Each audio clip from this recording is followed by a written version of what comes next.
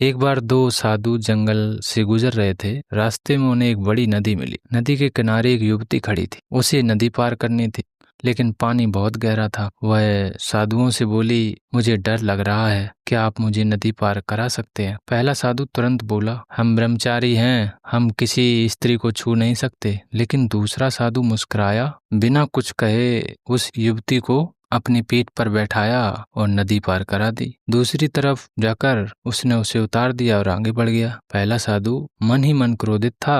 वह बार बार सोच रहा था, इसने नियम तोड़ा है, इसने स्त्री को छुआ है, कैसे साधु, किस प्रकार का साधु, इसकी साधुता तो नष्ट हो गई, भंग हो गई। कई घंटों तक चलने के बाद उससे रहा नहीं गया और बोला, भाई तूने एक स्त्री को अपनी पीठ पर बैठाया, क्या तुझे पता नहीं कि ये हमारे नियमों के खिलाफ है? दूसरा साधु भाव से बोला, अरे भाई, मैंने उस स्त्री को नदी के उस पार तभी उतार दिया था, पर तुम उसे अब तक अपने मन में ढोए जा रहे हो। तो कहानी से हमें सीख मिलती है, संदेश मिलता है कि हम अक्सर अपने मन में पुरानी बातें, दुख और दूसरों की गलतियां उठाए चलते रहते हैं। वो बातें हमारे मन की नदी के इस पार छोड़ दी जानी चाहिए। अगर हम उन्हें अपने साथ ढोते रहेंगे तो आगे का रास्ता कभी हल्का नहीं होगा। जो बीत गया उसे जाने दो, हो सकती है तभी आत्मा मुक्त हो सकती है।